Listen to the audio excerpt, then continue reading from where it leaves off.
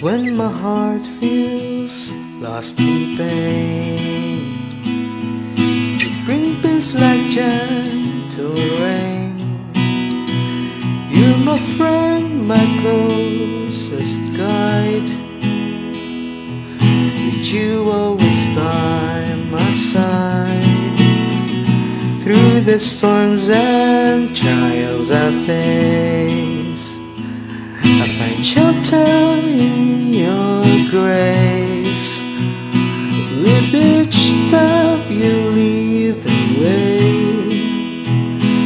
In your arms will always stay. You were with me, I'm not alone. In your strength I found my home. You lift me up with your righteous hand. In your love forever I will stand. In your secret place I stand, held by your love, safe in your hand. Your shadow hides me from a fear. With you, my God, I know you're near. Forever here, you are with me, I'm not alone. In your strength I found my home. You lift me up with your righteous hand. In your love forever I will stand. In your hands I find my rest. In your love I'm truly blessed. No fear, no doubt can take me down. For in your charge I wear my crown.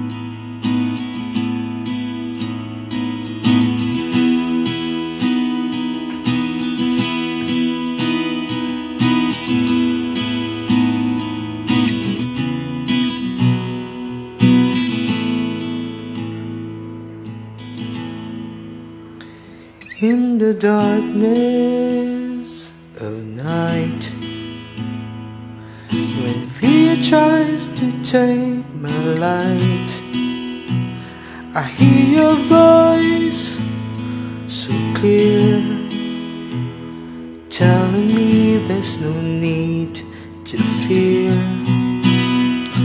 When the world feels cold and grey,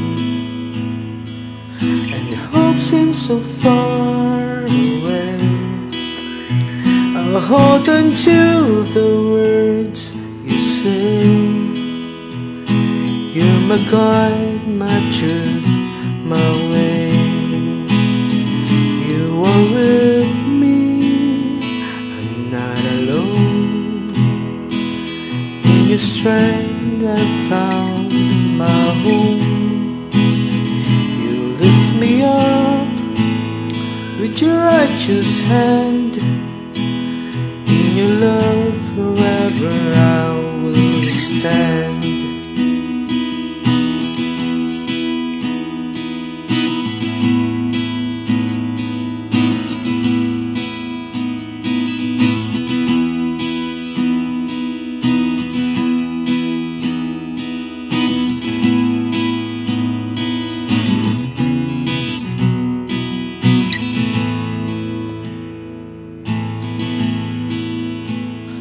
When my heart feels lost in pain, you bring peace like gentle rain.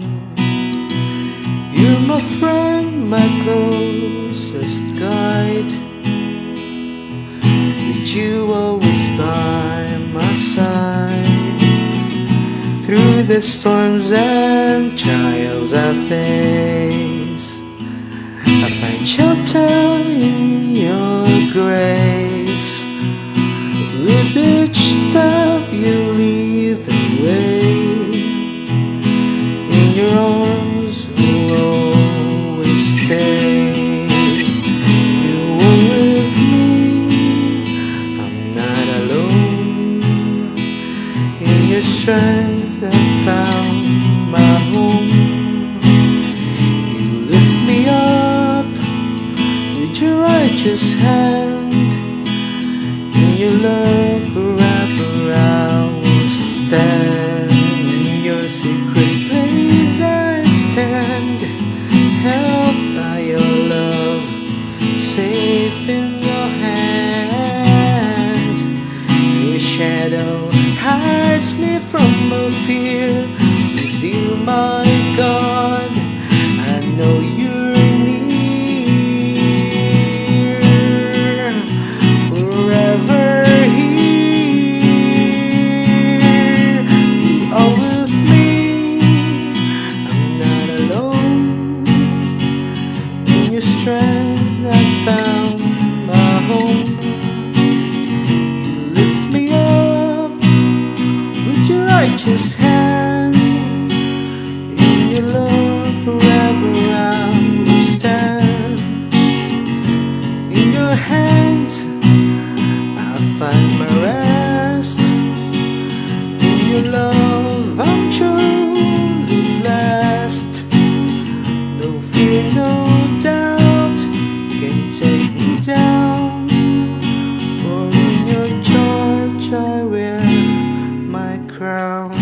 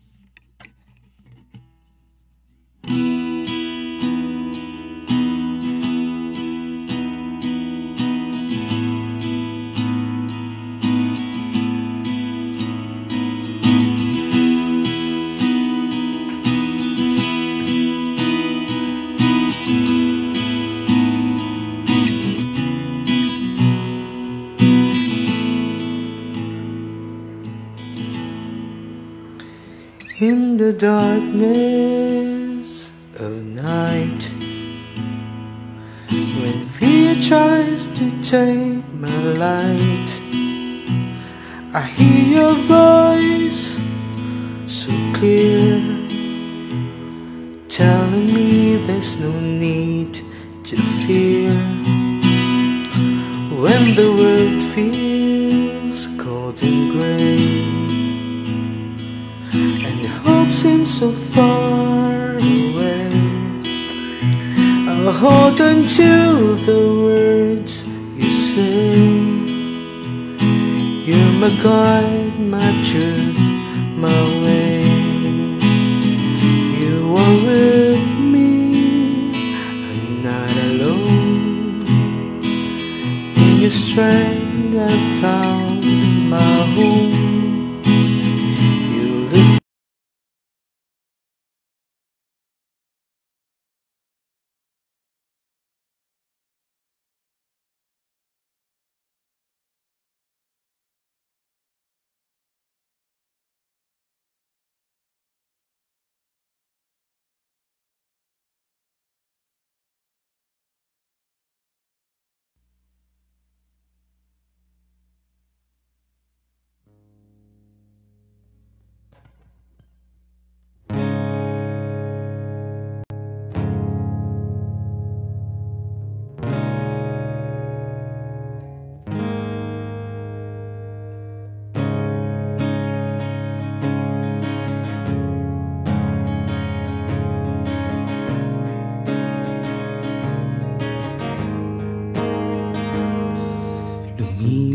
Lumipas nga mga araw, kaya ba na ng ating narating?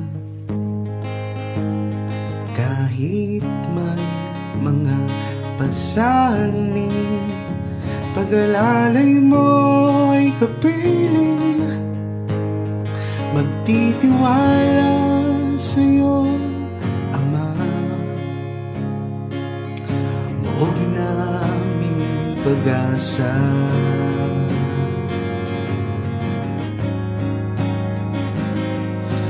Pag-ibig mong pinadama mula pa sa aming magulang,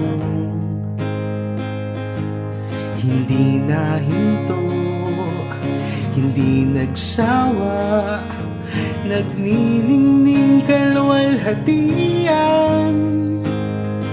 At kahit na wala na sila, patuloy ang aming pag-asa.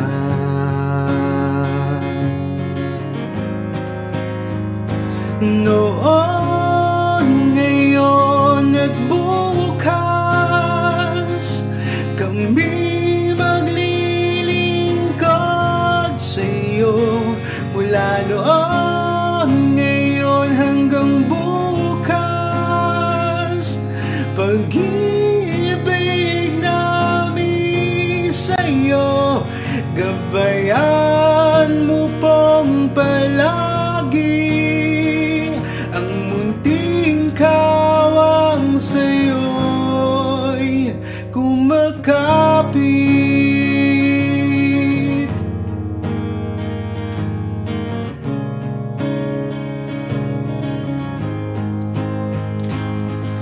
Mamamalagi, mamamahagi, magtutumibay ang damdamin.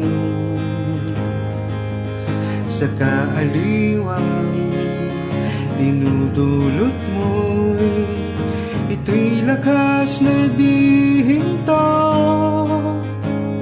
Kinakailangan lamang ay ikaw, purihin ka o aming Ama.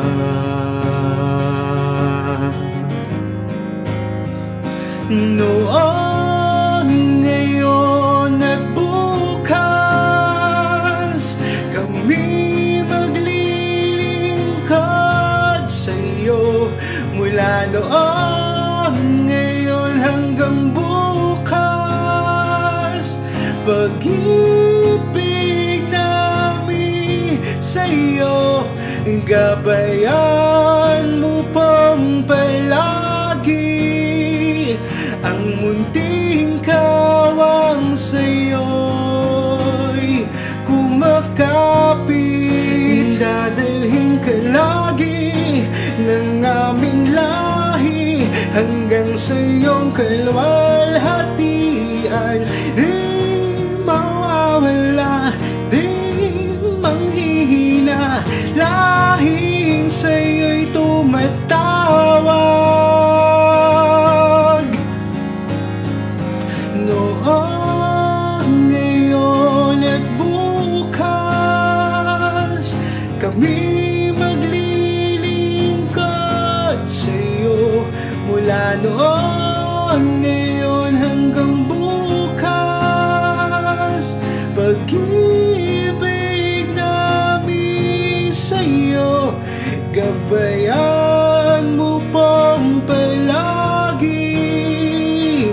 Ikaw ang aming hari sa lahat ng salinlahi.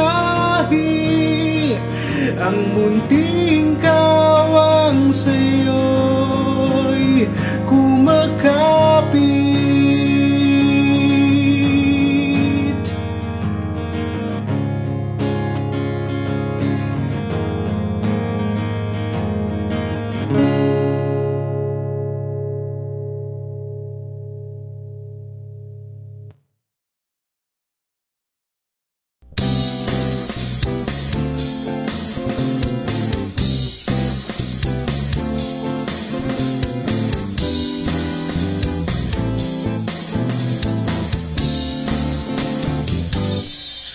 aming pinupuri ang banal mong pangalan. Kadakilaan mo'y magpakilan pa man. Biyayang kaloob mo, di masayod ng isipan. Ikaw lang ang Diyos na di mapantayan. Ito lang ang tanging sa'yo'y aming ganti, ang pasalamatan ka ng bayan mong kasi. Kagandang loob mo ay mananatili, walang magbabago sa pagkakandili.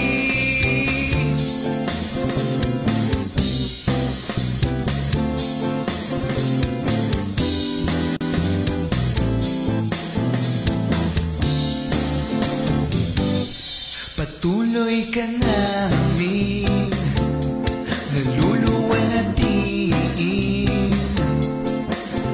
at pararangalan ng bagong awitin. Mataas na pagpuri ay palaging sasambitin. Tingin mo, Ama, itong aming hain. Ito lang ang tanging sa'yo'y aming ganti, ang pasalamatan ka ng bayan mong kasi. Kagandang loob mo ay mananatili, walang magbabago sa pagkakandili.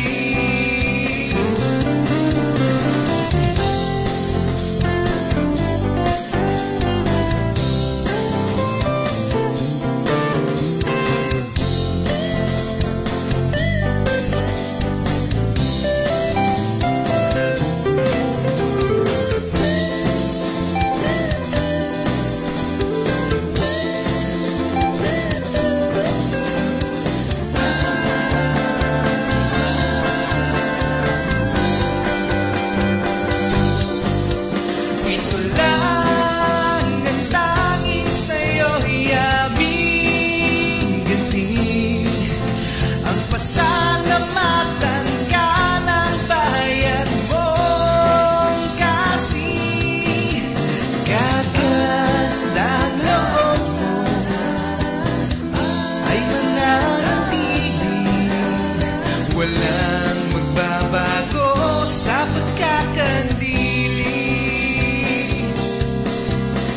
Walang magbabago sa pagkakandili.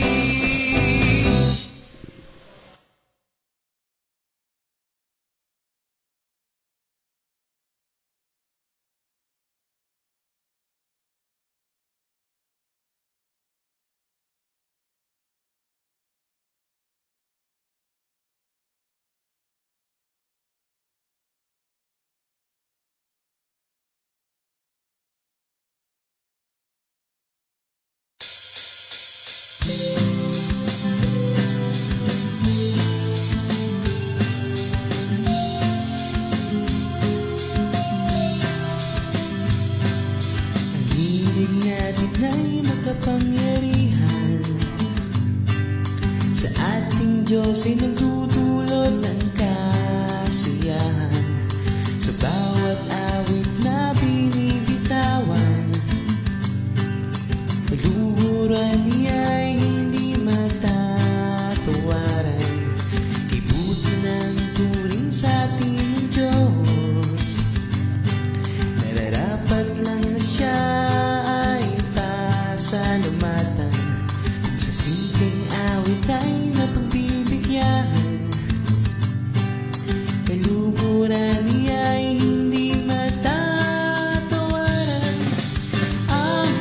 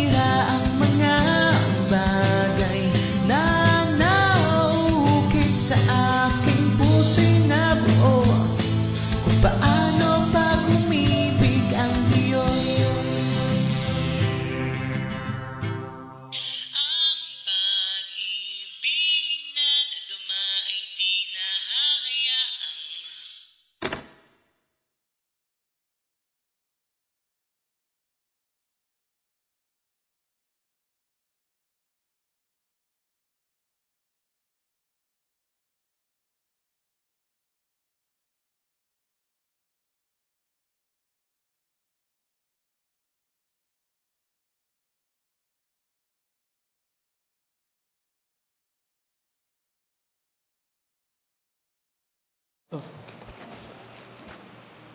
ang layo ko sa camera?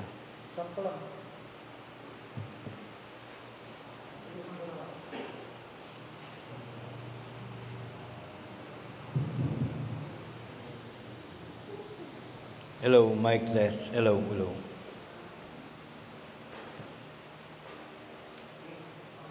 Magandang umaga po sa lahat. Tayo po ay magsitayo upang mag-alay tayo ng panalangin sa ating Panginoon.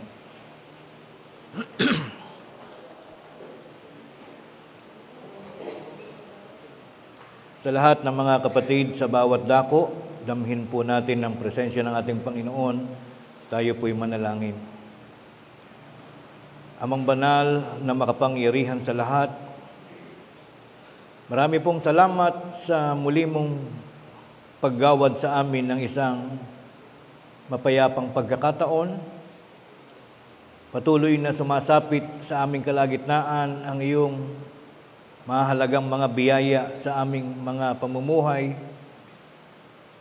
Salamat po sa mahalaga at masayang araw na iyo pong ibinabahagi sa amin, sa aming lahat sa pagkakataong ito. Ito ang tanging araw na iyong itinakda upang bago magsimula ang isang panibagong linggong panahon na aming pong haharapin, kami iyo pong tinatawag upang maglaan ang aming mahalagang sandali at aming maganap ang isang mahalagang tungkulin na lagi mong ipinapaalaala sa aming lahat, isang tungkulin na siyang nagiging sukatan kung paano mo makikilala ang iyong mga tunay na mananamba. Salamat po, Panginoon, sa buhay na aming hinihiram mula pa noon hanggang sa mga pagkakataong ito'y nananatiling tinatangkilik pa rin ng iyong mga anak. Salamat din, Panginoon, sa mga kalakasan na amin pong daladala sa bawat paglipas ng mga kapanahunan, mga kalakasan na amin pong kinakasangkapan upang aming maitaguyod, mairaos, mapangasiwaan ang lahat po ng aming mga gawain sa araw-araw, maging ito man ay may kaugnayan sa pangangasiwa ng aming mga material na kalagayan, at maging sa mga gawaing may kinalaman naman sa patuloy pa naming pagtupad at pag-iingat ng iyong mga kautusan sa ilalim ng pananampalatayang aming tinanggap. Salamat po, Panginoon, sa isang linggong panahon na iyong pinuspos ng iyong mga dakilang pagpapala, na siya namang nagiging dahilan upang aming patuloy na mapagtagumpayan ang lahat ng aming mga layunin sa buhay. Salamat sa iyong mga pagkakaloob ng mga gawain na siyang nagiging dahilan upang kaming lahat ay patuloy na malayo sa lahat ng uri ng mga kapahamakan sa aming pamumuhay, sa mga mabibigat na mga karamdaman na maaaring sa isang iglap lamang ay kumitil sa aming mga buhay. Subalit hindi mo ito minamarapat na maganap sa iyong mga anak. Napakaraming mga kadahilanan, Panginoon, upang kami huwag makalimot sa aming pagkikita-kita, huwag makalimot sa aming mga kaparaanan ng pagpapasalamat at pagluwalhati sa iyong dakilang pangalan. Nakikilala mo, Panginoon, kung sino-sino ang iyong mga anak na naririto at nagsasagawa ng aming pagluwalhati at pagdakila sa iyong kapangyarihan. Pinasasalamatan ka namin, Panginoon, sa lahat ng mga biyaya na amin pong tinatanggap sa araw-araw ng aming mga buhay. Inihahandog namin sa iyo ang pananambahang ito na may lakip ng mga pagsasama-sama ng aming mga tinig sa pamamagitan ng awit na aming pong ginagampanan. Inihahandog din namin, Panginoon, ang pagkakataong ito na kung saan ay nahahanda ang iyong mga anak na makinig, mag-aral, patuloy na liwanagin at balik-balikan pagbalik tanawin ang lahat ng mga doktrina at mga bahagi ng mga aral na tinutupad sa loob po ng iyong banal na iglesia. Inihahandog namin sa iyo ang sangkalahatan ng mga magaganap sa amin pong maikling sandali ng pagsasama-sama at naway patuloy pa na amin pong matugunan ang aming pagnanais na laging makapagparating kami ng mga bagay na makapagbibigay ng karagdagang kapurihan sa iyo pong banal na pangalan. Ama naming Diyos na makapangyarihan sa lahat, bahagi ng aming layunin sa araw na ito, hindi lamang makaganap ng aming mga pananambahan, kundi maging isang mahalagang pagkakataon na rin para sa lahat upang ang bawat isa sa amin ay makapaghayag ng aming mga saloobin at minsan pa'y mabuksan namin sa iyong mga mata ang mga lihim na bahagi ng aming mga pagkataong loob. Naririto, Panginoon, at minsan pa'y binubuksan namin sa iyong banal na kaalaman ang mga pangyayaring naganap sa aming mga pagdadala ng buhay sa nagdaang panahon na lumakad sa aming mga kalagayan.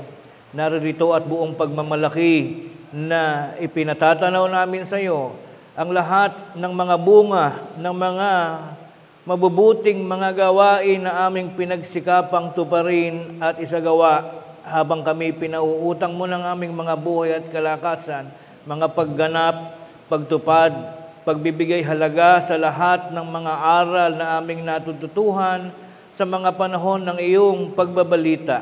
Subalit gayon paman, bilang bahagi ng aming mga karupukan, sapagkat aming nalalaman na walang sino mang taong nabubuhay sa daigdig na ito na kailanpaman ay hindi nagkakasala. Amin pong lubos na idinadalangin, iniluluhod sa iyo, Panginoon, ang aming mga abang kalagayan na sapagkat kami nilikhamong taong marurupok, nananatili pa rin ang mga pagkakataon ng aming buhay na kami ay nagiging kaugnay pa rin sa mga pagkakamali at sa mga pagkakasala.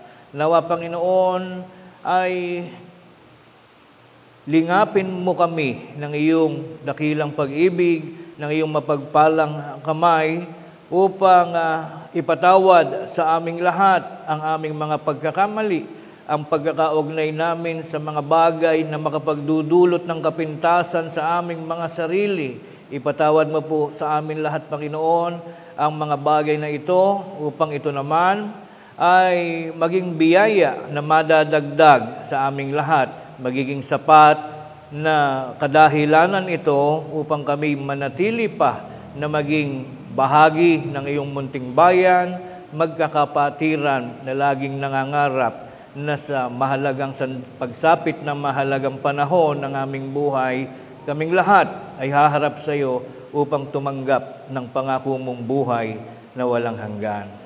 Ang Panginoon, aming Diyos, amang makapangyarihan sa lahat, lakip ng aming mga dalangin ay ang mga mabubuting kalagayan, kaantasan, kawastuhan ng mga kalagayan ng aming mga kapatiran, lalong-lalo na ang mga kalagayan ng aming mga kalusugan, mula sa mga pinakabatang sanggol na tinatangkilik ng kanilang mga magulang hanggang sa mga kabataan, mga magulang at mga katandaan, mga mangangaral na bumubuo sa iyong munting bayan.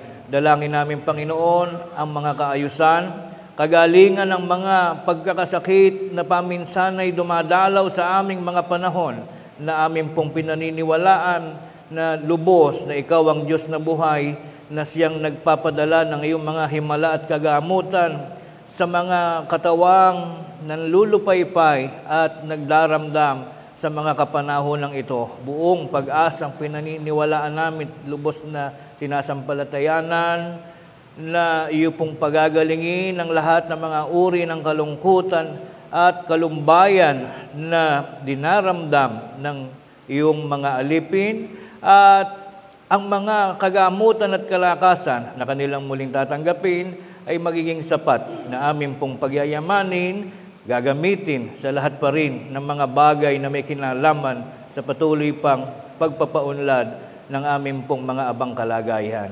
Panginoon, aming Diyos, amang makapangyarihan sa lahat, ang lahat ng ito at ng iba pang nilalaman ng aming mga kaisipan, mga bagay na ngayon pa lamang binabalangkas ng aming mga isipan, mga bagay na nasa sa kalooban pa rin ng aming mga kapatid na hindi na marahil, kailangan pang ito'y isa-isahin ng bawat isa sa amin.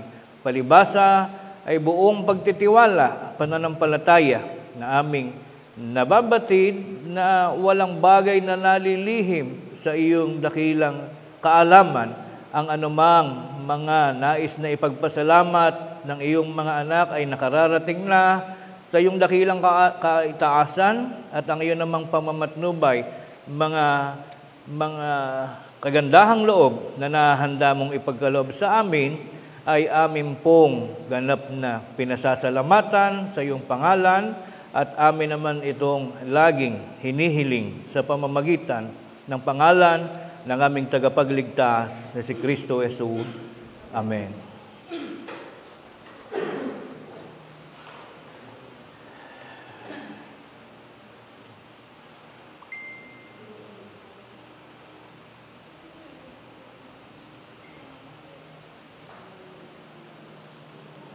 Muli ay isang pagbati ng magandang araw sa ating lahat, mga kapatid, sa Iglesia ng Diyos na buhay, kay Kristo Jesus, sa lahat ng mga lokal na ating nakinaroroonan ng ating mga kapatid. Lalong higit sa mga kapatid nating nasa malalayong dako, sa ibayong dagat, ang mga kapatid na members po ng OFW group na ngayon ay nakapanungay sa atin sa pamamagitan ng magkakaibang oras. Bumabati po kami ng maligayang araw ng pananambahan sa ating lahat. Gayon din sa mga nanonood, nakasamahan nating mga mangaral na nakadestino sa iba't ibang mga lugar, maligayang araw po sa ating lahat. At sila rin ay nakahandang magdaos ng kanilang pananambahan face-to-face sa kanilang mga dako. Binabati natin ng maligayang araw mga kapatid sa Parañaque City, naka-online sa atin. Sa Taguig, maligayang araw po ng pananambahan, gayon din sa lokal ng Tarlac at sa iba't iba pang mga lokal. Pagpapala ng Diyos ang siyang sumaating palagi. Ang mga kapatid na aking babanggitin ay naglalakip ng kanilang pasasalamat sa Diyos dahilan sa pagsapit ng kanilang kaarawan mula sa lokal ng Calamba, Laguna. Ipapasalamat si kapatid na Ken at Rose Ann Tan dahilan sa pagdiriwang ng birthday ni Sis Rose Ann sa lahat ng biyayang kaloob sa kanilang pamilya. Ang isa pang kapatid na naglalakip ng pasalamat, handog pasalamat dahil sa pagsapit ng kaarawan na naganap noong o magaganap April 21, 2025 sa katauhan ni Brad Tommy Tan at ni Brad Renato Karandang noong April 2025 at sa mga biyayang pinagkakaloob ng Diyos at sa pagpapala sa kanilang buong pamilya. Mga nagpapasalamat, Brother Tommy Tan, Brother Renato Karandang.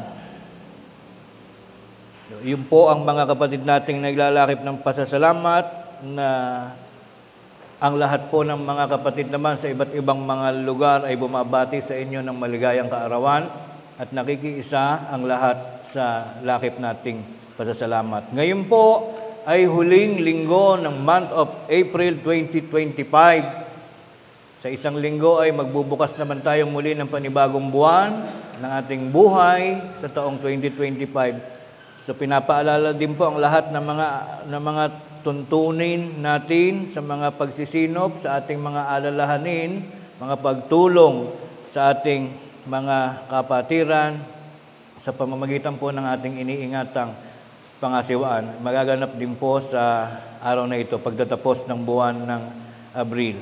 Ngayon po ay aking pong karangalan na magampanan ang ating panghuling paksa na ating iginayak para sa buwan na ito. Ito po ay binalangkas ng inyong lingkod, Brother Ruel Santiago. Ang pamagat po ng paksa, katulad ng ating pong mababasa sa screen. Ang mga aral ng Biblia tungkol sa pagpapagaling ng karamdaman ng tao dito sa huling panahon. Kapag sinabing huling panahon, yung ating present days, kahit pa madagdagan pa ng another 100 years, ang tawag dito sa ating present days ay huling panahon. Madalas pong nauugnay sa usaping pananampalataya o religion yung tungkol sa power of healing, mga kapangyarihan tungkol sa pagpapagaling ng may sakit. Sapagkat bahagi ng katotohanan sa buhay ng tao, may panahon po ng kasiglahan ang ating pangangatawan, at gayon din naman pagkatapos ng mga mahalagang araw ay nahahanda naman tayong tumanggap ng panghihina o pagkakaroon ng karamdaman ng ating katawan. Wala pong tao na nagkaroon ng pagkakataong mabuhay sa mundo na hindi makakaranas ng pagkakasakit. Ngayon, bakit po laging i-include, laging nagiging bahagi ng pananampalataya yung tungkol sa pagpapagaling? Kasi nga po, may mga kapatid tayo o kapwa-tao na pagka nagkaroon ng sakit, lalo pa yung malalang sakit, talaga pong ang aasahan na lamang ay Panginoon, kapangyarihan ng Panginoon. Doon naman sa mga tao, kapwa natin, na biniyayaan ng maluwag na pamumuhay, kapag nagkakaroon ng sakit, ay dinadala sa ospital. At ang iba ay nakararaos na maluwalhati, sapagkat mayroon nga pong pinagkukuhanan. Ngayon po, ang nagiging part of invitations ng other religions ay yung capacity na ang kanilang mga pastor ay nagpapagaling aniya ng mga tinataglay na sakit ng mga tao. Minsan meron silang invitation, sa ganong panahon ay iniimbitahan ang lahat sapagkat darating daw yung pastor na magaling magpagaling ng karamdaman. Yung mga lumpo, pinalalakad. Yung mga may ketong ay pinagagaling. Yung mga bulag ay nakakakita. So, siyempre, yung part po yan ng pag-catch up ng tao, panghihikayat, pag-i-invite para marami ang maging member. Pero pag napatunayan mo ang isang pastor, marunong magpagaling ng pilay, ay talaga namang nakakahanga. Meron pong sinasabi din na meron daw iban na pinepeke o hindi raw totoo, binabayaran lamang daw yung mga lumpo na pilay, so on and so forth. Ang ating pong liliwanagin ngayon, may capacity nga ba ang isang tunay na relihiyon na pagalingin ang mga sakit sa pamamagitan ng basbas ng pastor? Kung kayo po ay nakakapanood minsan sa TV o sa Facebook, mayroon pong pastor na binubugahan lang ng laway, yung may sakit ay gumagaling, nabubuwal. Merong hinahawakan, binabasbasan, nabubuwal. Hindi mo alam kung ano yung sakit na ba't laging nabubuwal. Sakit siguro yung laging nakatayo, kaya pag binasbasan, nabubuwal na for life. Hindi natin maintindihan kung ano yung mga sakit na yun. Anyway, it is the best time for us para aralin kung ano nga ba ang taglay na kapangyarihan ng mga mangangaral ng Diyos sa loob ng iglesia. So, ang topic natin, gaya ng binanggit ko, tungkol sa sakit. Unang-una nating tanong, ano ba ang mga paniniwala ng ibang mga tagapagturo tungkol sa pagpapagaling ng karamdaman? medyo iingatan ko po ang pagtuturo ngayon. Kanina daw may nag-notify, sabi ni Brad Daay, na meron daw tayong violation sa live. Siguro yung mga previews, pag may nasasabi akong striking, meron nga, bigla na lang po mapuputol yung ating live. Kaya mabait po ako ngayon. Sisikapin kong maging mabait. Tungkol po sa paniniwala, isa sa paniniwala ng ibang religion, basahin po natin Mateo 9:35. At nililibot ni Jesus ang lahat ng mga bayan at mga nayon na nagtuturo sa mga sinagoga nila at ipinangangaral ang ebanghelyo ng kaharian at pinagagaling ang sari-saring sakit at ang sari-saring karamdaman. Ito po yung mga pangyayaring naganap sa panahong si Jesus ay nagtuturo. Gaya po ng ating mababasa, ang mga activities po nila, hindi lamang pagtuturo, meron din pong another activity, mga pagpapagaling sa lahat ng uri ng sakit. Iyan po ay hindi natin maitatanggi na talagang naganap sapagkat ito'y nasulat sa Biblia. Ngayon, sapagkat ito'y naging activity ng ating Panginoong Jesucristo at mga apostol, ito po'y ginagaya ng ibang religion. Dapat daw ay ito ang isang responsibilidad at maging bahagi ng pananampalataya o doktrina ng isang matinong iglesia na ikaw at ang iyong mga pastor ay may capacity, may kapangyarihan na magpagaling din ng lahat ng uri ng mga sakit. Bukod kay Kristo, ano po katunayan? Pati ang mga apostol ay nagpapagaling. Gawa 3:6-8. Basahin po natin. Datapwat sinabi ni Pedro, pilak at ginto ay wala ako. Datapwat ang nasa akin ay siya kong ibibigay sa iyo. Sa pangalan ni Jesucristo na taga Nazaret ay lumakad ka, sabi po ni Apostol Pedro sa isang pilay.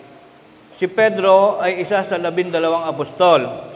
Meron po siyang capacity o kapangyarihang magpagaling ng kahit na anong uri ng sakit. Gaya po nito, may pilay, pinalakad niya. Sa 7, at kanyang hinawakan siya sa kanyang kamay at siya'y itinindig, at pagdakay nagsilakas ang kanyang mga paa at mga bukong-bukong. At paglukso, siya'y tumayo at nagpasimulang lumakad at pumasok na kasama nila sa templo na lumalakad at lumulukso at nagpupuri sa Diyos.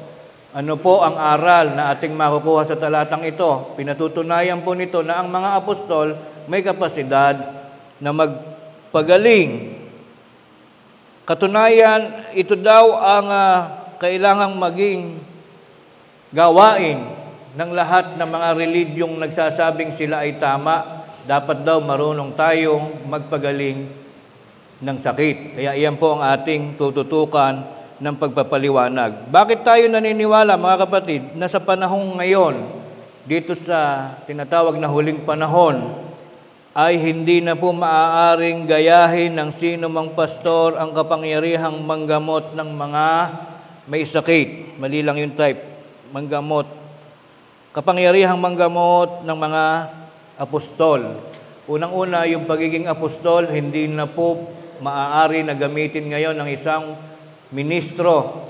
Yung salitang apostol ay ikinakapit lamang yan doon sa 12 na apostol na kinalap, ginamit ng ating Panginoong Hesukristo upang siya'y tulungan. Sa ngayon po, ngayong present days, pag mayroon kayong nababalita ang mga ministro o pastor na nagpapatawag na apostol, yun po ay mali sa Biblia.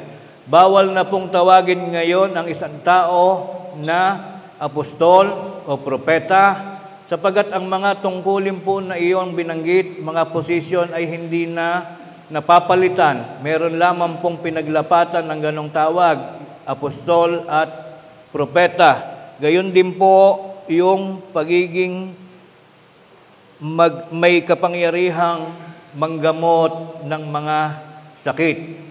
Minsan may mapapanood ka nga sa TV ng gagamot. Ang tanong, ba't yung mga ministro sa IDB, tayo po, bakit kami nila Brad Rante, ni Brad Ruben, sarili lang naming sakit sa bewang na kapag kumikirot yung aming rayuma ay hindi pa namin mapagaling. Kami po'y pagtatawanan ng mga kapatiran at maaring ng iba ring tao. Mga ministro niya na hindi kayang magpagaling ng sariling pigsa. Ano po ang sagot? Bakit hindi maaaring makapagpagaling ngayon ang sino mang pastor sa lahat ng religion? Ano po ang sabi ng Biblia? 1 Corinto 4:9. Ganito po ang sagot. Sapagkat iniisip ko na pinalitaw ng Diyos kaming mga apostol na mga kahuli-hulihan sa lahat.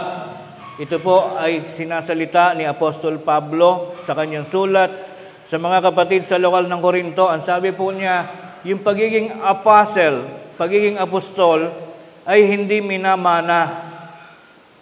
Hindi po yan maaaring gamitin pa ng iba.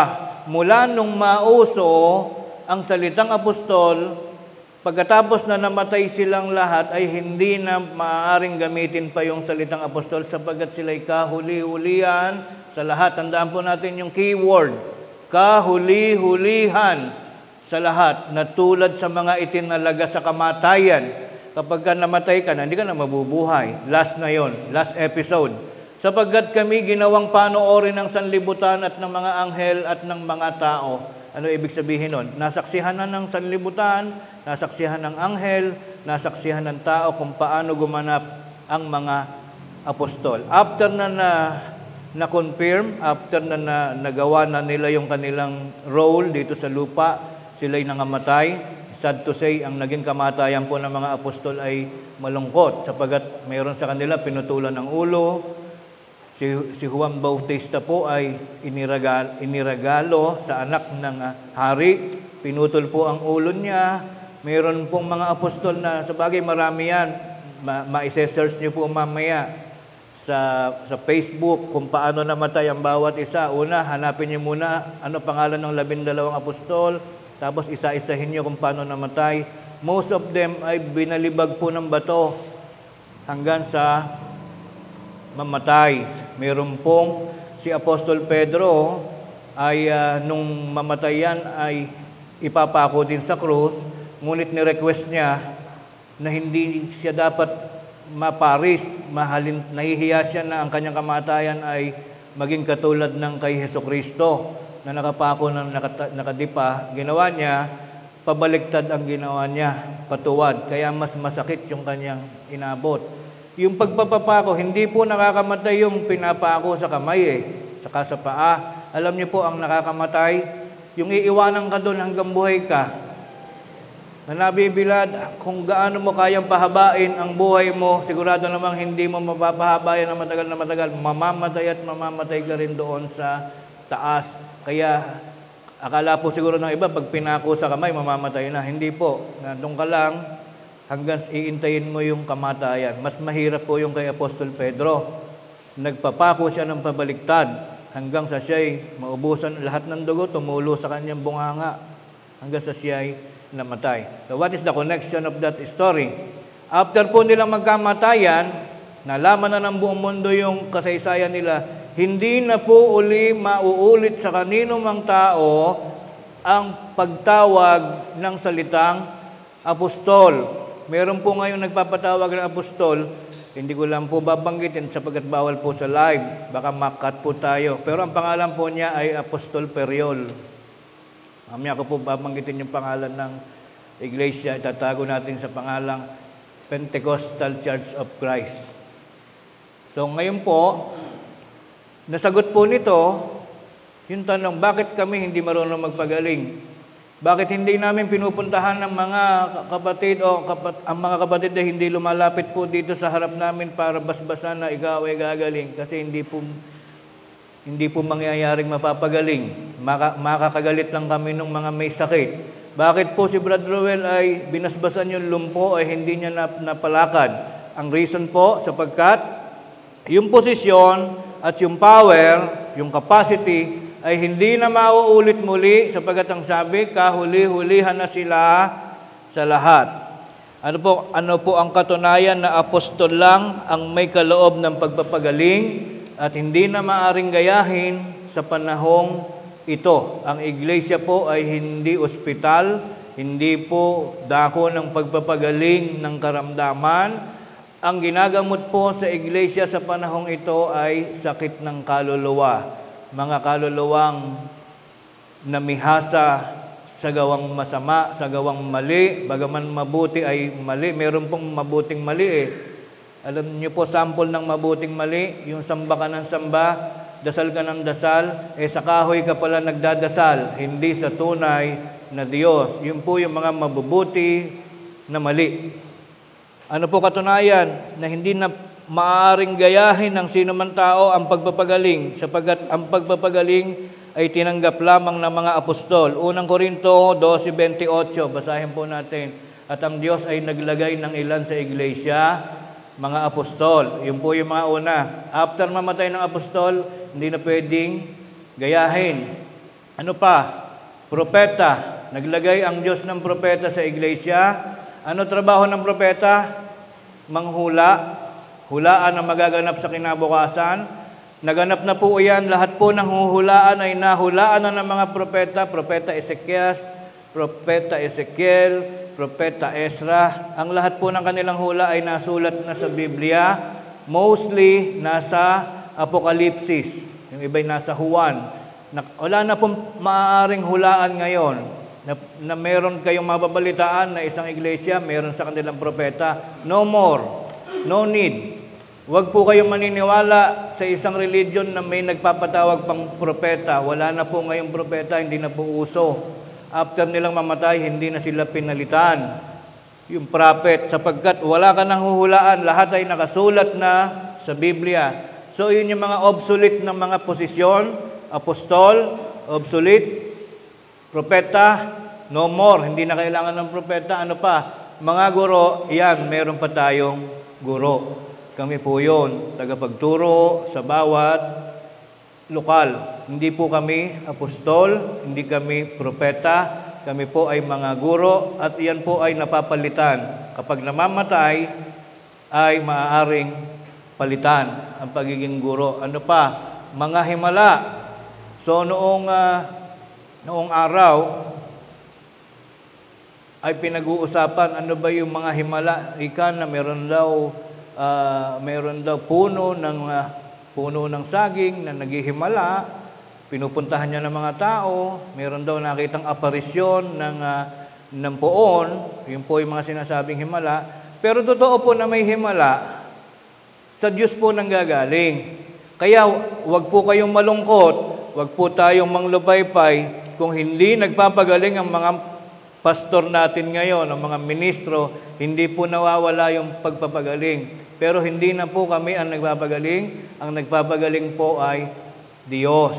Kaya lahat po ng may sakit, karamdaman, gaano pa man kalubha ang inyong karamdaman, wag po kayong malungkot sapagkat iyan ay nakukuha sa sarili po ninyong panalangin, direkta sa Panginoon sapagkat ang Diyos, ano sabi? Nagbibigay ng mga himala, hindi lamang connected sa issue ng pagkakasakit. Anything na ipinapanalangin natin ng buo sa loob, buo sa ating puso, ay paniwalaan lamang po ninyo, ibibigay ng Diyos ang himala. Ano pa? Mga kaloob na pagpapagaling.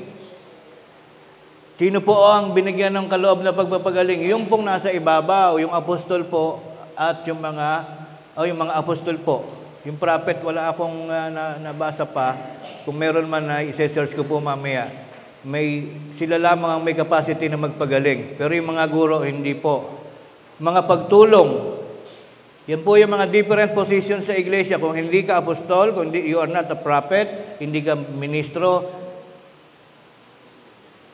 kayo yung tagatanggap ng himala, yung mga kaloob na pagpapagaling, hindi na sa atin yon, sa mga apostol po yon. Ano magiging position mo?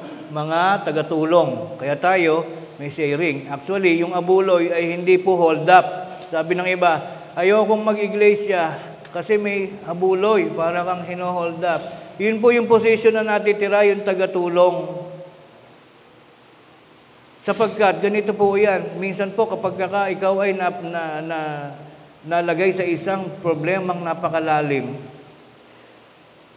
isa na lang ang maiisip mo, Panginoon, ko ako'y tutulungan. Ano po magiging maaari kong gawin para ako'y iyong kaawaan? Minsan kapag ang tao ay puputulan ng paa, dalawang paa, masasabi mo sa Diyos, Panginoon, wag po sana matuloy at handa po akong gumawa ng kahit anong bagay, paglilingkod sa iyo. Wag lamang po akong mabubulag ngayon. Wag lamang pong mamamatay ang aking asawa. Wag lamang pong mamamatay ang isa sa aking pamilya. Handa po akong gumawa. Ganun po ang tao pag nahaharap sa isang matinding suliranin, handang gumawa. Ang pinaka convenient, conveniente at madaling gawin na paglilingkod sa Diyos, yung pagtulong. Ano po yun? To simplify, yun po yung ibinatas din sa banal na kasulatan, yung ating pagtutulungan na ayaw pag-usapan ng iba yung tungkol sa abuloy. Actually, kaming mga ministro, ayaw din namin binabanggit yun sapagkat kami na pagbibintangan na namemera. Pero yun po, yung another position at responsibility ng isang miyembro, yung pagtulong. Mga pamamahala, mga namamahala, meron tayong administration, yun po yun, at iba't ibang mga wika. Sino po yung magkakaroon ng iba't ibang wika? Tayo ba? Required ba tayo mag-aral ng Japanese language, Chinese language? Hindi po. Ibig sabihin, lahat ng bansa na different language ay kagaganapan ng pagkakaroon ng pagbangon ng lokal sa kanilang lugar o bansa. Hindi na po natin dadayuhin. Sila po mismo ang makakabasa sa Biblia ng tunay na pangalan ng relihiyon. So, obligation po yan ng kanilang lahi. Dahil Diyos po ang nag-create ng paraan para po tayo magkahiwa-hiwalay. Huwag na po nating asamin na tayo magkasama-sama pang muli ng according to lahi, sapagkat mismong ang Diyos ang gumawa ng paraan para tayo magkaroon ng pagkakaiba-iba. Kung mapapansin ninyo, iba ang itsura ng Amerikano sa Inchik. Iba ang itsura ng Inchik sa Pilipino. Iba ang itsura ng Pilipino sa Hapon. Bakit ganon? Sapagkat intensyon ng Panginoon na bawat bansa ay magkaroon ng kani-kanyang tao na hindi mo iiwanan yung lugar. Iyon ang iyong ways of segregation, pagkakaroon ng sariling atin. Kaya ang Amerika ay para sa Amerikano, ang China ay para sa Chinese, ganon din ang wika, may kani-kanyang wika, ganon din ang pananampalataya, bahala silang alamin mula sa Biblia kung anong relihiyon ang makapagliligtas sa kanila. Kaya pagka tayo ay hinaharot, tinutokso ng ibang tao, anong klaseng religion meron kayo? Ba't hindi kayo nakararating sa Amerika o sa Russia o sa Brazil? Ang sagot po doon, Diyos po ang gumagawa ng paraan para matanim sa ibang bansa ang butil ng kanyang salita. Huwag po nating intindihin yun. Kung paano tayo nagkaroon ng segregation, ganun din po gagawin ng Diyos. Ngayon, let us go back to topic. Ang topic po natin tungkol sa pagbabagaling ng sakit.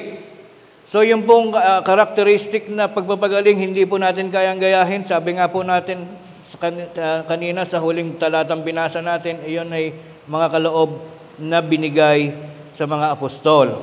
Ngayon, sa huling bahagi ng ating paksa, ano ang payo ng Biblia kung paano pangangasiwaan ng mga ministros sa panahon ngayon ang mga karamdaman ng mga kapatid? Hindi naman nawawala yung karamdaman. Kayo, tayong lahat, at mismo ng mga mangaral, may dumarating na sakit, especially kapag nagkakaedad na. Ano ngayon ang gagawin? Hindi na maaaring manggamot ang ministro. Ganito ang sabi, Deuteronomio. Alamin natin ang iba't ibang klaseng sakit na binanggit sa Biblia at ano ang lunas. Ito ang una, Deuteronomio 28:22. Merong sakit na galing sa sumpa ng Diyos. Hindi naman natin sinasabing lahat ng sakit ay galing sa sumpa. Meron lamang na galing sa sumpa. Tulad nito, sasalutin ka ng Panginoon ng sakit na tuyo. Yung tuyo po, sinerch ko, yan po yung natitiyo ang katawan. Ito yung tuberculosis na it's only 1996 na imbento. Parang yung leprosy, yung ketong po, dati sa Biblia, pag nagkaketong ka, tatapong ka na lang ng pamilya mo sa malayong lugar. Ihintayin ka na lang mamatay doon. Nagkaroon din po sa Pilipinas doon. May isang lugar sa Laguna na lahat ng may leprosy, itinatapon doon po sa leprosarium. Doon sila nabubuhay hanggang sa mamatay. It's only during 1990 nang naimbento po yung gamot sa leprosy, kasabay din po yung sa tuberculosis. 6 months po ang chemotherapy na may iniinom, gumagaling na po. Nung araw, maraming mga bayani ang namatay sa tuberculosis. Si Graciano Lopez Haina, marami pang iba, namatay siya sa Hong Kong sa tuberculosis lang, ubo ng ubo hanggang sa natiyo ng natiyo. Ngayon po ay hindi na siya chronic. Gumagaling na po ngayon ang may sakit sa pagkatuyo o tuberculosis. Mag-undergo lang po ng process ng chemotherapy.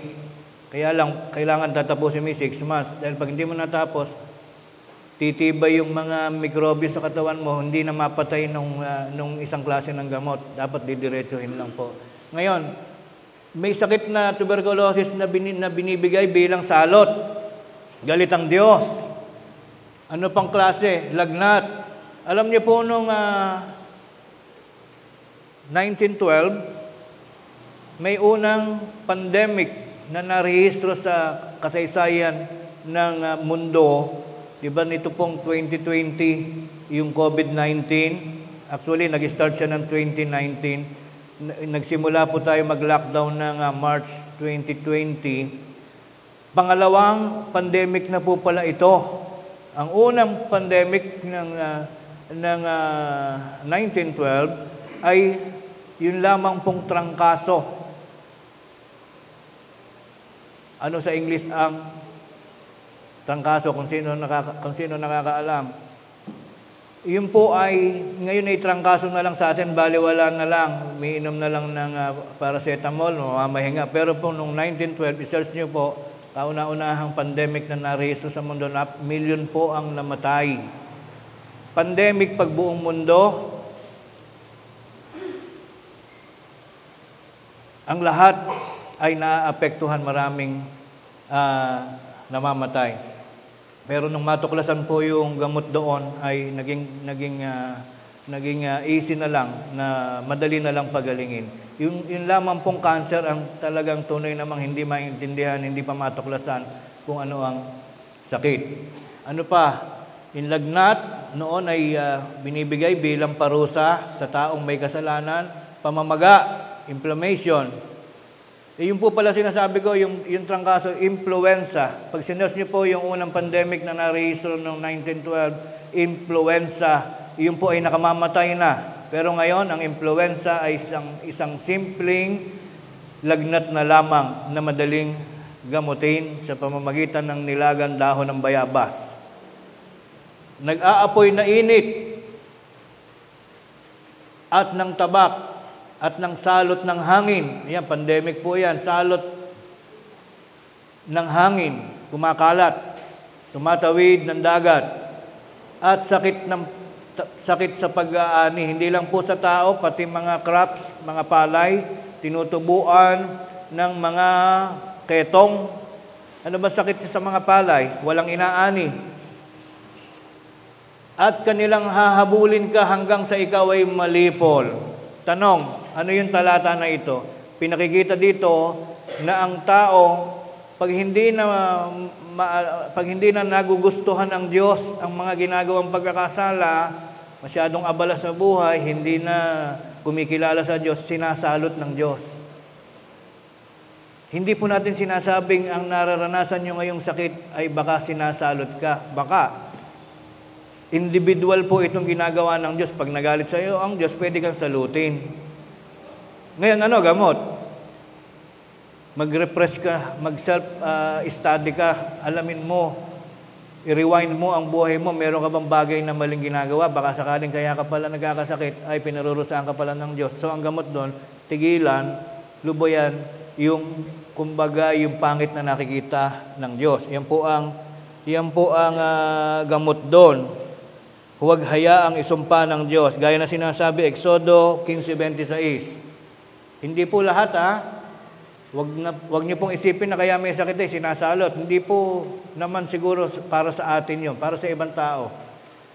Sabi dito, sinabi, kung iyong didinggin ang buong sikap ang tinig ng Panginoon mong Diyos at iyong gagawin ng matuwid sa kanyang mga mata, iyong didinggin ang kanyang mga utos at iyong gaganapin ang lahat niyang mga palatuntunan, ay wala akong ilalagay na karamdaman sa iyo na gaya ng inilagay ko sa mga Ehipsyo, sapagkat ako ang Panginoon na nagpapagaling sa iyo. See, the power ng pagsunod sa batas ng Diyos, yung malapit ka sa Diyos, lagi kang umaalala, hindi mo nine-neglect ang ating mga duties and responsibility. Pinakamahusay na maintenance ang paglilingkod sa Diyos. Sapagkat Kanyang sinabi, kung susundin mong lahat, hindi Kanya lalagyan ng sakit.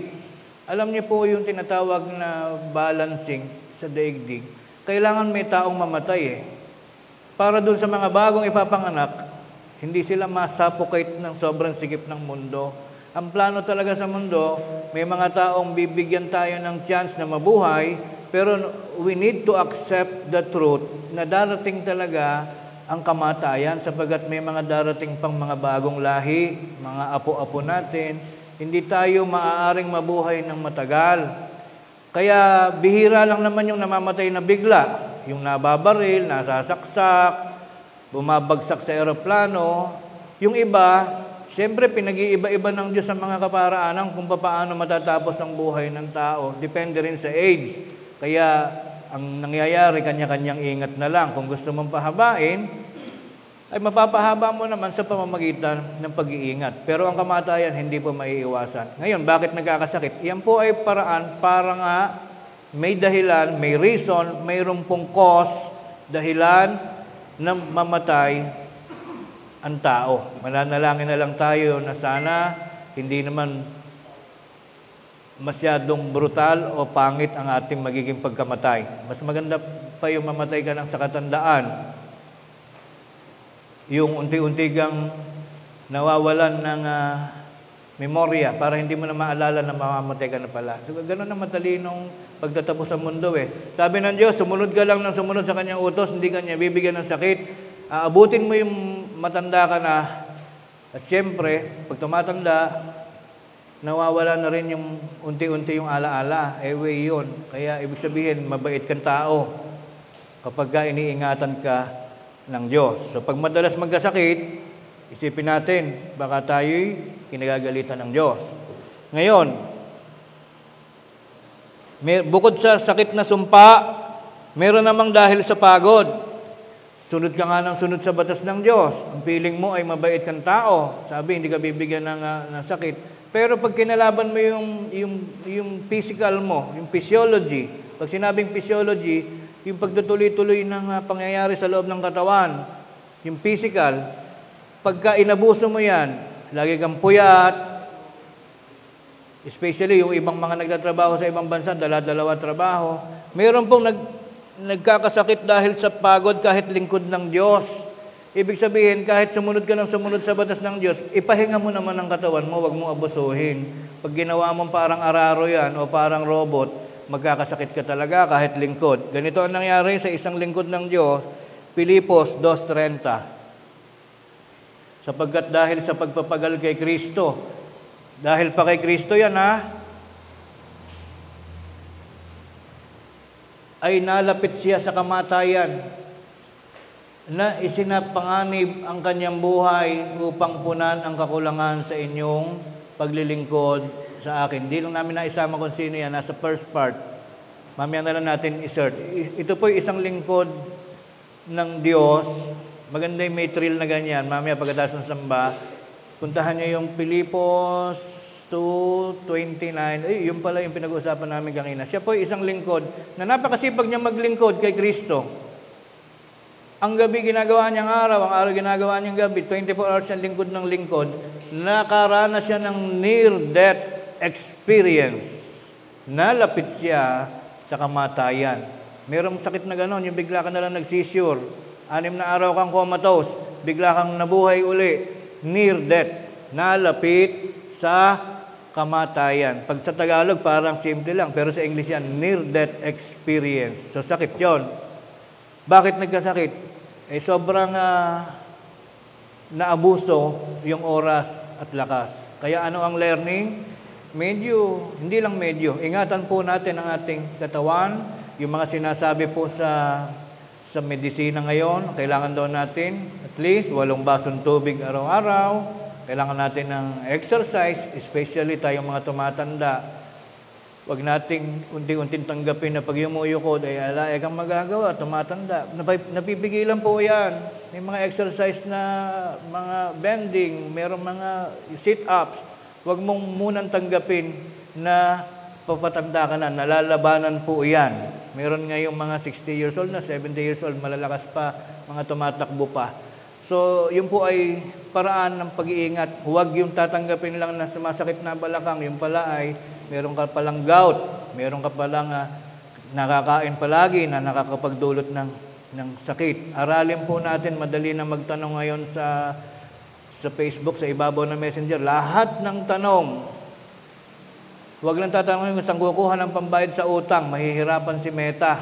Pero lahat ngayon, mga dahon-dahon na pwedeng inumin, pag may sakit, nandyan na po para ka may sariling doktor. Minsan yung stress, problema, nakakapagdulot po ng panlulupay-pay po ng katawan. So tapusin po natin, dahil sa pagod, na isinasapanganib ang kanyang buhay upang punan ng kakulangan sa inyong paglilingkod sa akin. So hindi ibig sabihin, lingkod ka ng Diyos, hindi ka na magkakasakit. Meron pong mga rason na minsan tayo inaabuso natin, yung kinakain natin, kailangan pala nating dalangan ng baboy, mga mamantika, yung mga nagkakaedad ay mag-ano na lang po tayo, ano tawag sa bulan lang. Yung iba bulan lang na upo, patola, ampalaya, nung araw nilalagyan pa ng bagong, pero masama po pala yung bagong, maalat. Siyagain natin, total, nung bata pa tayo, nakain na natin lahat ng hotdog na gusto natin, nakain mo na lahat ng itlog na pinapangarap mo sa buhay. Pag nag-age ka na ng 30 o 40, mag-start na tayong magbalik gulay. Anong babalikan? Hindi nga tayo kumain ng gulay noon. Magsimula na tayong maglinis ng katawan, gulay na lang. Nakain mo na lahat ng kalderetang may mantika, lahat ng estopadong may mantika, lahat ng mga sisig na punong-puno ng taba. Medyo lubayan na natin. Dahil ang sakit po pala, minsan, kasalanan natin. Pagka ang sakit ay bigay ng Diyos, pinarurusahan ka. Ibig sabihin, walang yakan tao. Pero kung mabait ka naman, kaya ka nagkakasakit, may problema kang ginagawa sa katawan mo. Hindi ka nagda-diet. Yan, dieting. At alam niyo po ba, pangako ko pala gagawin kong paksa ngayon. Kasi kababasa ko, marami kong nadadaanan. Yung power ng fasting, yung pag-aayuno, mula sa lumang tipan hanggang sa bagong tipan, ang pag-aayuno ay isang paraan ng paggagamot sa sarili. Ano po ba ayuno? What is fasting? Yan po ay 40 days na hindi kumakain, puro tubig lang. Pero mahirap yun sa nagtatrabaho. Pero at least, i-challenge mo yung sarili mo. 1 week. Yung 3 araw nga, hindi madali Pero ano pa gagawin mo? Tinuturo naman sa Biblia sa pag-aayuno, paghingi daw ng kapatawaran sa kasalanan, o paghiling ng isang bagay. I-search niyo po yung mga verse, lahat ng verse na may kinalaman sa pag-aayuno, matutuwa kayo. Nung araw, pag mayroong gustong hingin sa Diyos, gusto mo halimbawa magkaroon ng magandang trabaho, nag-aayuno sila, 40 days, hindi kumakain, tubig lang. And then, ibibigay ng Diyos yung pangangailangan. May power po ang pag-aayuno, including yung paggaling sa karamdaman. Maraming karamdaman ang nawawala kapag nag-aayuno. especially yung mga related sa stroke, related sa mga mataas ang kolesterol. Paano nga naman, pag hindi ka kumain, mismong yung bituka mo ang kakain sa kolesterol mo. Lahat ng taba mo kakainin ng bituka. Di gagaling nga naman. Meron pong magic dyan sa pag-aayuno. Hindi lang po natin na ipapaksa pa. Dahil baka tayo masisi. Nag-ayuno po kami, ba't di kami gumaling? Minsan hindi naman siya always 100%. Nasa pananampalataya po yan kung sasamahan natin ng pananampalataya. Pero may sure na result yung pag-aayuno. Papayat ka talaga. Number one problem ngayon sa buhay, yung tumataba. Napakahirap magpapayat ng tumataba.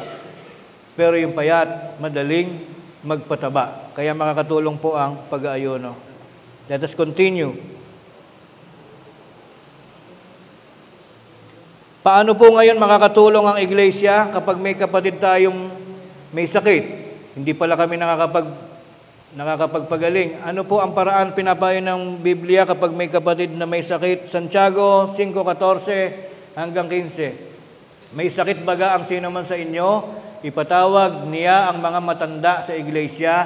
Ibig sabihin, yung mga puno sa iglesia, in every locality, meron diyang matanda. May kapatid na matanda. Ibig sabihin, yung ministro doon, or diakono, or kung sinong matanda na iginagalang sa bawat lokal, ipapanalangin nila siya. Papahiran ng langis sa pangalan ng Panginoon. So, yung langis, huwag na natin gawing questionable kung literal ba o spiritual, may sinasabi pang gano'n, ano ikang langis ipapahid? Kahit na po anong langis, kung may efficacent oil kayo dyan, o pinaggataan ng inilagay sa puto, langis ng niyog, papahiran. Siyempre, depende po sa sakit. Baka sore eyes po yung sakit, pahiran nyo ng langis, lalo pong malbubulag yun. Depende po sa, baka masakit ang ngipin, pagmumugin mo ng efficacent oil, hindi naman uubra yun. Yung sakit na nararatay, mga 1 month nang nakahiga, pwedeng ipanalangin. So, ang magpapagamot, ang magbibigay po ng kagamutan doon ay ang Diyos. Through the prayer of kung sino man po yung leader doon sa iglesia, dadalawin sa bahay. Hindi na po yung pastor ang magpapatong ng kamay at on the spot ay aasahan mong gagaling. Hindi po ganon. Ipapanalangin na lang daw po. Pwede po yung mga langis-langis. 15. At ang panalangin ng pananampalataya ay magliligtas sa may sakit. Ibabangon siya ng Panginoon at kung nagkasala siya ay ipapatawad sa Kanya. So ang power po naming mga pastor ay prayer. Hindi po directly na kami ang magpapagaling. Ipapanalangin po. Kaya kapag may mga kapatid tayong may sakit, dinadalangin po natin. Next. Bukod po sa panalangin, may nagtatanong po, meron po kasing religion, especially mga born again. I'm sorry, I need to give the specification. Pati po sa Jehovah's Witnesses, hindi sila nagsasaksak sa dugo, yung blood transfusion, bawal sa kanila yon. Bakit daw? Dahil sabi daw sa Biblia, bawal kumain ng dugo. Katulad natin, hindi sila kumakain ng dugo. Pero sa kanila, pati yung pagsasalin ng dugo, bawal sa kanila. Ano katwiran nila? Kasi daw yung dugo, pag kinain mo, yung sustansya napupunta sa ugat. Para daw, kahalintulad din po daw yun, na kapag nagpasaling ka ng dugo. So para ka na rin daw kumain ng dugo. Kaya hindi natin sila masisi. They need to exercise their right. Karapatan nila yon. Ngayon, kaya natin sinasabi yan, para maliwanagan tayo, hindi naman kung nagpasaksakan ng dugo ay para kang kumain. Specifically sa Biblia, ang sinasabi pong bawal kainin ay dugo ng hayop, hindi po dugo ng tao. Sapagkat hindi naman natin nakasanayang kumain ng dugo ng tao. No need na utusan mo yung tao sa isang bagay na hindi naman tayo mahilig kumain ng dugo ng tao. So meron ganon. Meron pong religion na bawal sa kanila ang ospital. Jesus Miracle Crusade, nung mga panahong 1990, pag may sakit, pinagbabawalang magpunta sa ospital dahil pastor daw ang manggagamot. Kaya marami sa kanila namamatay. The saddest experience happened when si Wildy Almeida nung ma-stroke, diretso sa ospital. Mula noon, yung mga miyembro niya unti-unting nawala. Dahil ang dami niyang mga namatay na miyembro na pinagbawalang magpa-ospital, pero nung siya ang nagkasakit, wala siyang nagawa, dinala siya ng kanyang pamilya sa ospital. Ngayon, baka mangyari, pwede po ba tayo magpa-doktor, Brad? Pwede po. Alam niyo po ba sa panahon ni Jesus, kahit na may power siya magpagaling, meron doong mga tao na doktor. Hindi naman po medisina na nag-aral pa ng 8 taon. Kasi ang mga manggagamot doon ay pagka matanda ka sa isang bundok, nalaman mo na lahat yung mga dahon na pwedeng magpagaling. As you grow old, habang tumatanda ang tao, napakaraming alam na gamot. Tingnan niyo po yung, kahit na lang yung pusa, yung aso, pagka masama pakiramdam nila, lalabas, may hahanapin silang damo, kakainin nila yon. Pupunta sa mga gilid ng pilapil, hanap yung aso, tapos mamaya uupo, magsusuka na sila, mamayang hapon, tumatalo na, galing na yung pusa, galing na yung aso. So, ibig sabihin, may power talaga yung herbal, mga herbal plants, nakakapagpagaling. Meron din pong tao na manggagamot. Anong katunayan? Pinapayagan po tayong magpagamot sa manggagamot kahit hindi ka relihiyon, sapagat nung araw uso na ang doktor. Mateo 9:12, malapit na po tayo magtapos. Tatapot nang ito'y marinig niya ay kanyang sinabi, si Kristo po ang tinutukoy. Sabi ni Kristo, ang mga walang sakit ay hindi nangangailangan ng manggagamot, kundi ang mga may sakit. Ano ibig sabihin ng statement na yan? May manggagamot ng panahon na yun na nag-i-exist. Sasabihin ba ni Kristo hindi kailangan ng manggagamot kung hindi uso ang manggagamot? So, noong panahon na yun, uso yung manggagamot. Kaya ngayon, pag tinanong tayo, Brad, pwede po ba kami magpunta sa JBL o sa Carpa Village Subdivision? Subdivision yun, hindi yun ospital. Doon ka sa Baliwag District magpagamot. Nagagalit pa yan. Pwede po tayong magpagamot sa doktor, hindi po yan bawal. Pag merong religion na nagbabawal sa tao na magpa-doktor, iyon po ay kay Satanas. Sapagkat ang gusto ni Satanas ay mapariwara at mamatay ang tao. Wala pong matinong pastor na pagbabawalan na magpa-doktor ang mga miyembro. So, allowed po tayong magpa-doktor. Unang-una, mag-ingat tayong palagi sa ating kalusugan para hindi po tayo madoktor. Next, sa Biblia, mayroong tinatawag na mga scientific remedy. May mga paraan. Kailangan natin itong basahin sapagkat ito'y nasulat. One example of scientific remedy for gas and spasm. Uso po ngayon yan, yung pagiging bloated, lalong-lalo na pag 40 years old ka na pataas. O konti lang kinain mo, parang lumulobo yung tiyan mo, punong-puno ng hangin. Kabag, sa bata may kabag din. Pag pinitik mo yung tiyan mo, tumatalbog. Gas and spasm po. Minsan Dulcolax lang, pwede, may mga nabibili. Pero sa Biblia, hindi pa uso Dulcolax, hindi pa uso yung mga, yung gamot na pag nilagay sa tubig ay bumubula. Kinokontra niya acid. May payo noon sa mga matured person. Hindi po ito pwede sa bata. 1 Timoteo 5:23. 5:23. Hindi pala nabago.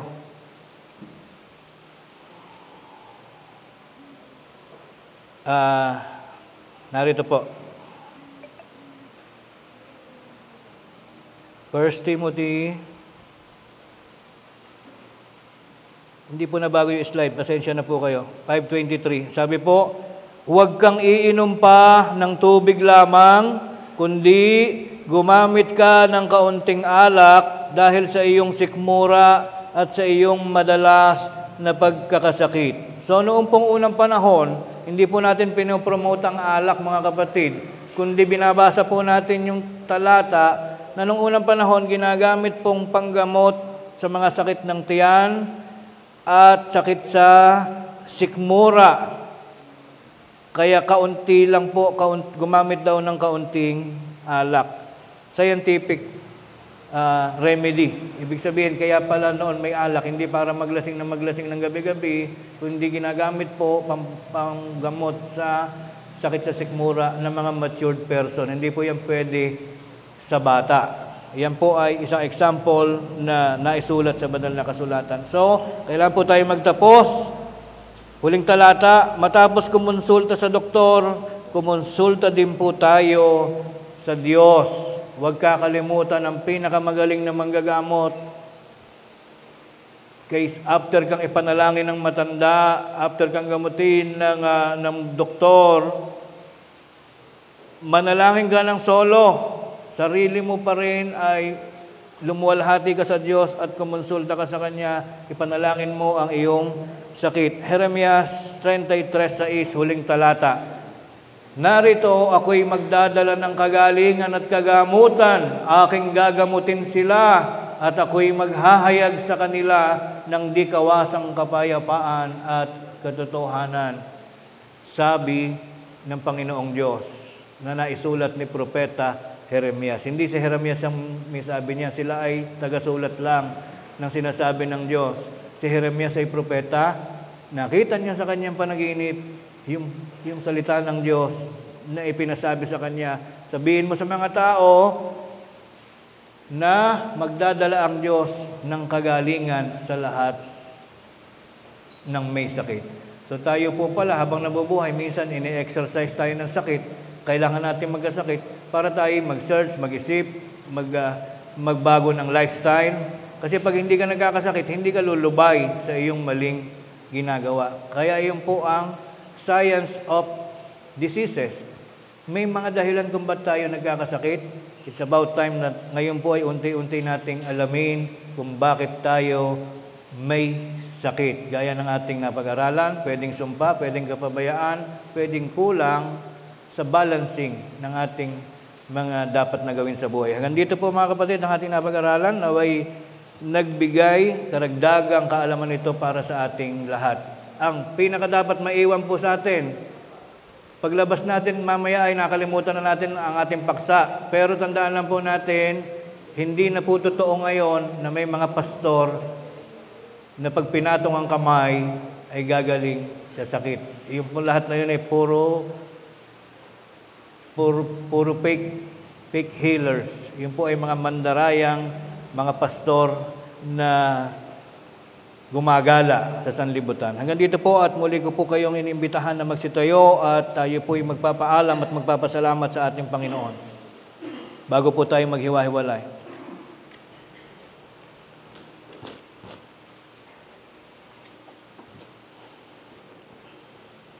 Panginoon naming Diyos, amang makapangyarihan sa lahat, maraming salamat po sa mabunga, makabuluhang oras na aming pong kinasangkapan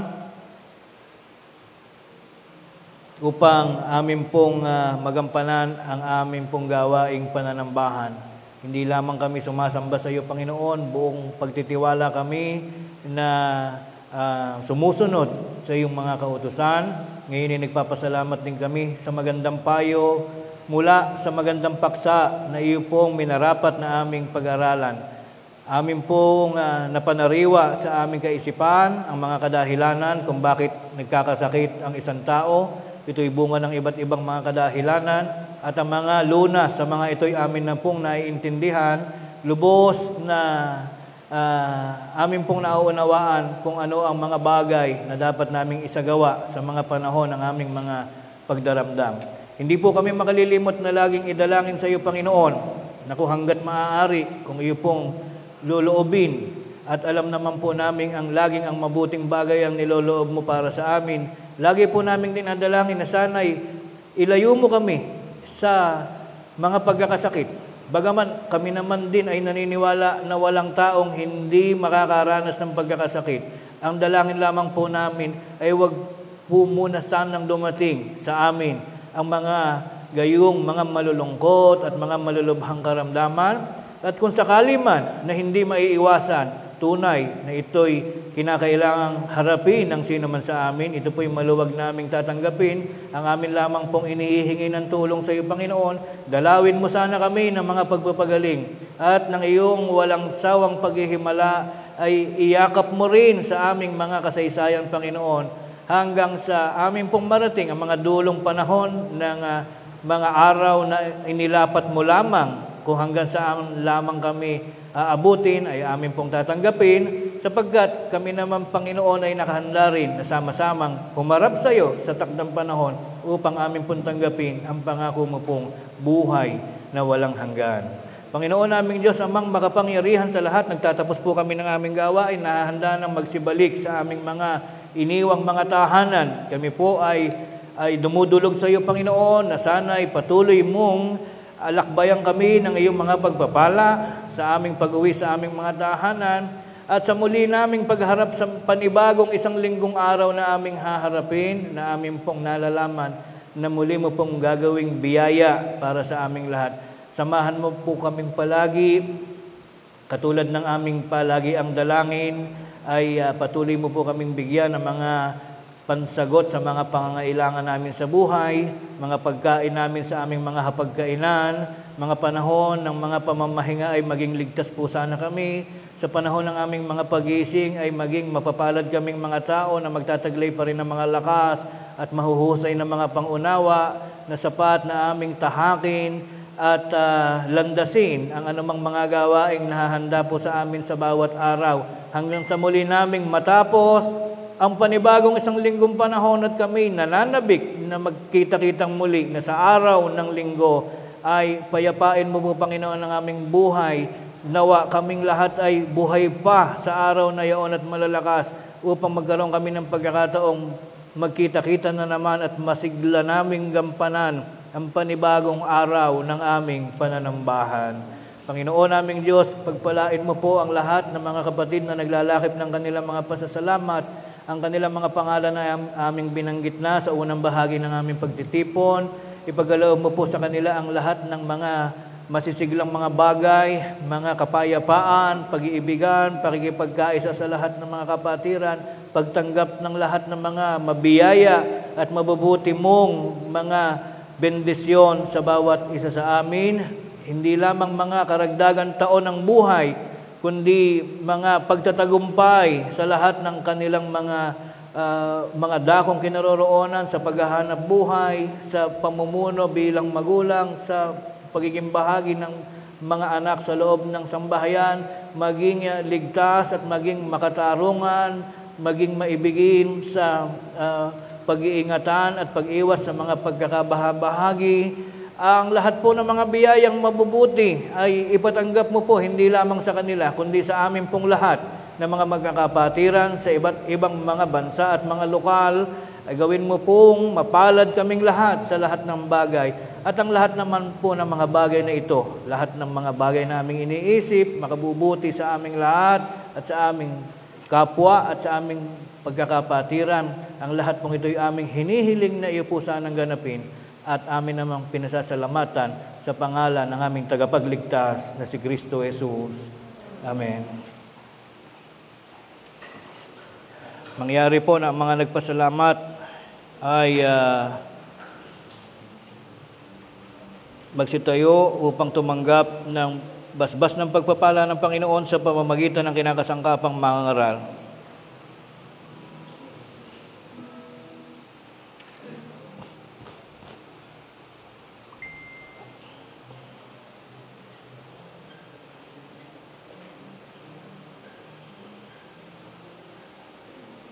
Mga kapatid na naglalakip ng pasalamat at sa ating pong lahat na nanonood, sa bisa ng karapatang ipinagkatiwala ng Diyos sa kanyang kinakasangkapang mga ngaral ay tanggapin po natin ang basbas ng kanyang pagpapala. Paliwanagin nawa ng Panginoon, pagpalaing ka nawa ng Panginoon at ingatan kayo. Paliwanagin nawa ng Panginoon ang kanyang mukha sa inyo at mahabag sa inyo. Ilingap nawa ng Panginoon ang kanyang mukha sa inyo at bigyan kayo ng kapayapaan. Mari na po tayo maupo. Umawit tayo ng awit ng paghahandog. Narito kami na iyong alipin at na pipisan sa iyong piling.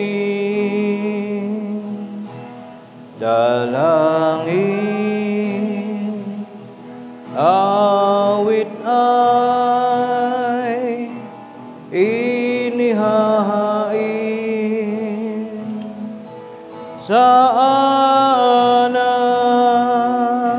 ay marapatin.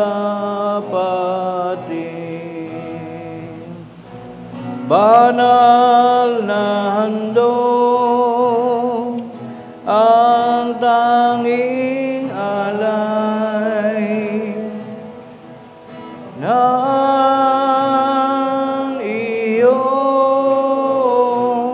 lingkod ay bendisyonan na kaya ng kaloob. Ang handog na ukol sa Espiritu ay tungkulin ang lingkod ni Kristo upang ipahayag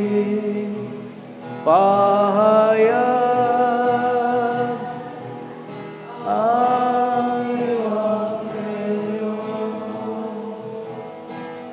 na kanyang ministeryo. Muli po tayong magsitayo mga kapatid at muli tayong manalangin. Amang banal na makapangyarihan sa lahat, naririto po Amang banal ang isa sa mahalagang bunga ng aming mga tapat na pananampalataya. Naririto ang salaping handog na ngayon ay sama-samang itinatalaga, ipinagkakaloob ng iyong mga hamak na mga alipin, na bagaman aming nalalaman na hindi man ikaw ang siyang tuwirang gagamit ng salaping ito, ito ay amin pa ring inihahandog sa iyo, Panginoon. Pinapangarap ng iyong bayan na ito nawa ay magsilbing isang samyong kalugod-lugod na ngayon ay makararating sa iyong dakong sinapupunan upang ito naman ay maghatid ng karagdagang kapurihan at kaluguran sa banal mo pong pangalan. Iyo po sanang bendisyonan, Ama, iyong pahintulutan na ang salaping handog na ito na tinitipon ng iyong iglesia ay maging mabuting kasangkapan ng pangasiwaan upang magtaguyod ng lahat ng papangyayarihan ng mga pag-unlad ng mga proyekto nito, gaya ng mga pagawain, mga pagtulong sa mga kapatid, bunga ng iba't ibang mga kadahilanan. At ang ilang bahagi pa rin ng salaping ito na aming tinitipon, patuloy na magamit ng iyong mga mangangaral sa mga panahong sila'y naghahatid ng iyong mga aral at salita sa lahat ng mga lokal na kinaroroonan ng mga alipin mong mga tagapakinig sa tuwing dumarating ang mga araw ng mga pananambahan. At ang ilang bahagi pa rin ng salaping ito ay magamit naman ng iyong pangasiwaan ng iyong iglesia sa lahat ng mga gawaing may kinalaman sa patuloy pa rin paghahanap ng ilan pang mga kaluluwang naliligaw ng kanilang mga landasin, ang aming mga kaibigan at kapwa na nangangarap ding minsan sa isang pagkakataon ng kanilang buhay, maalaman nila ang iyong mga katotohanan. Makasama namin sila sa loob ng iyong bayan, tumitiwala, nananalig at nananampalataya sa iyong dakilang mga aral. Ama naming Diyos na makapangyarihan sa lahat, ang halaga ng salaping handog na ito, ganap po namin ngayong ipinagkakatiwala sa iyong iglesia sa pamamagitan naman ng kaalaman ng aming tagapagligtas na si Kristo Jesus. Amen. Ating pong awitin ang doxologia. Ang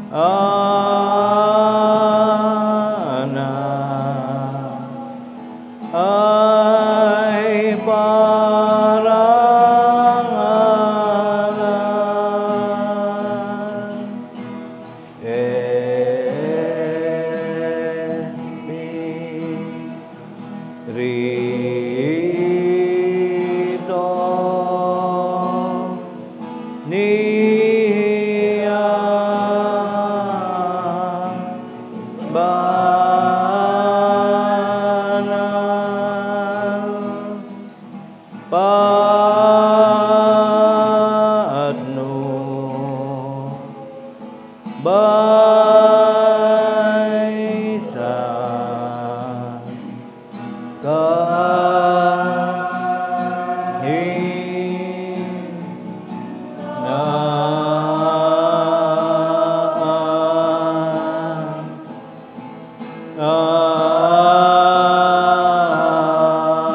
Amen.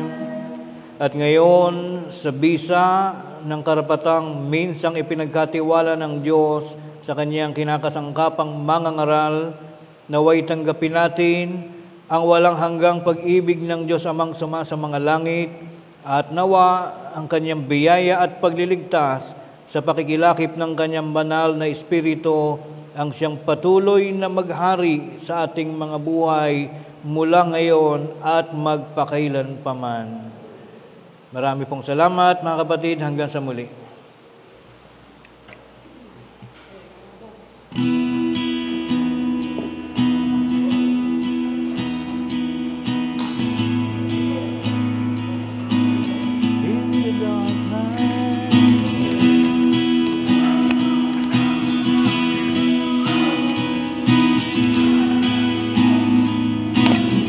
Ano bababili mo ulam? Nakasanayan na. In the darkness of night, How much?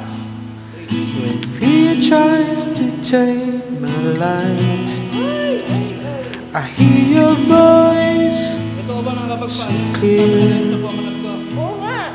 telling me there's Sa no Thursday, need kailangan ata. to fear. When the world feels cold and gray, Mura lang pag nalaman. and hope seems so far away, I'll hold on to the words you say. You're my guide, my truth, my way. You are with me, I'm not alone. In your strength I found my home. You lift me up with your righteous hand. In your love forever I will stand.